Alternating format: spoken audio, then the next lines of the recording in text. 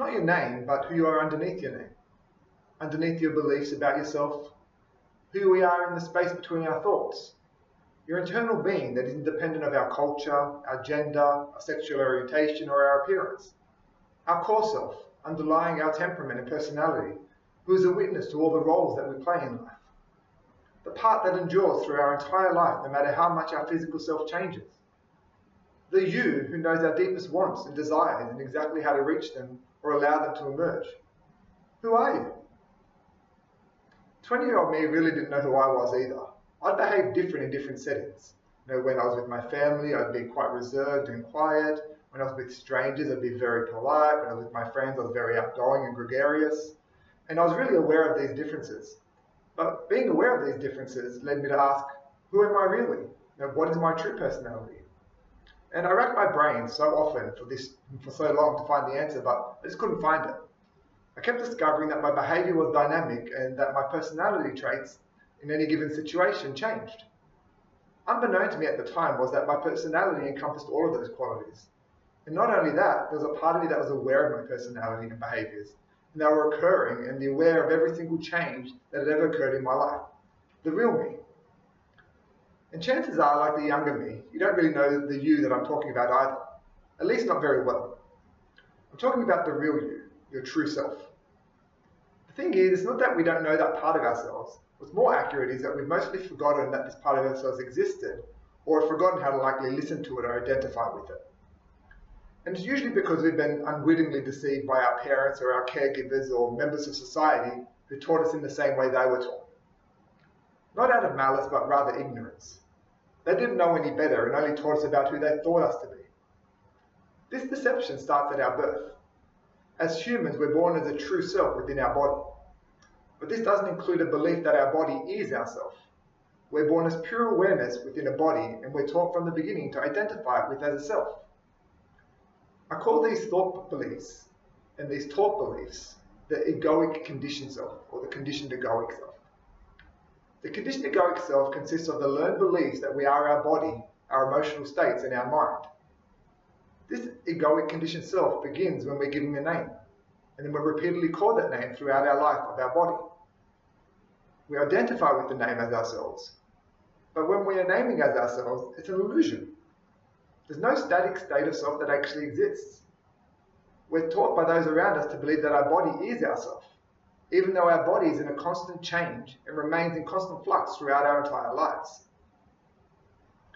The next thing we're often taught, though, is to believe that we're our emotional states. And we say that the emotional states are ourselves. So I am angry or I am sad. And we lose the awareness that we are experiencing and noticing the emotions come and go. And our true self is always there noticing them come and go. So we can't really be what our emotions are. And then what we do is we tend to learn to identify with our mind and its beliefs as ourselves. So we might say something like, I'm a good person, or I'm a bad person, I'm a Christian, I'm a Buddhist, I'm a funny person, I'm a perfectionist, I'm a warrior, whatever they may be. And these belief patterns can't be who we really are. They're labels of our mind that come and go while our awareness remains, while our true self is always there seeing that. But there is a usefulness in identifying as a self.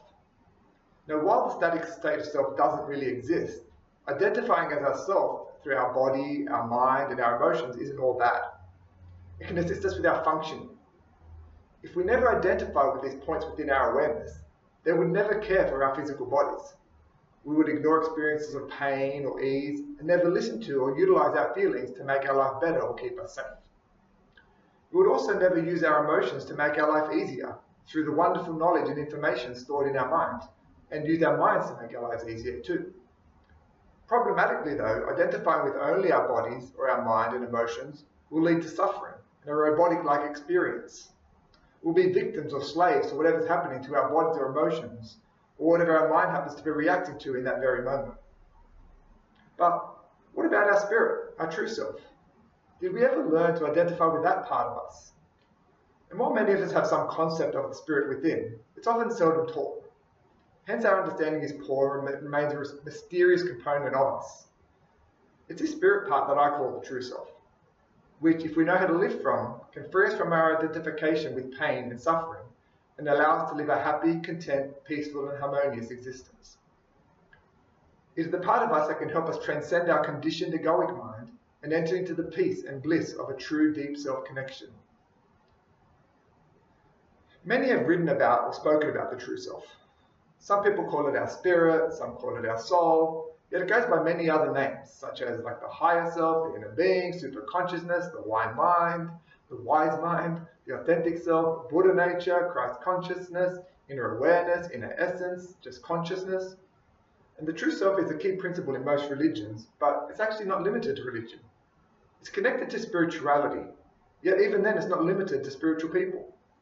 The true self is the energetic essence that connects everyone from sinners to saints, from all sexes and genders, from newborns to the elderly, from devout believers to atheists, and is shared by all races and nationalities of people. It's the true nature of reality itself, the reality flowing through all of us. The true self is an energetic essence, which like a river with many currents gently guides us towards the path of smoothest flow. Of course, all of our paths are not the same. We each have our own river and currents to follow.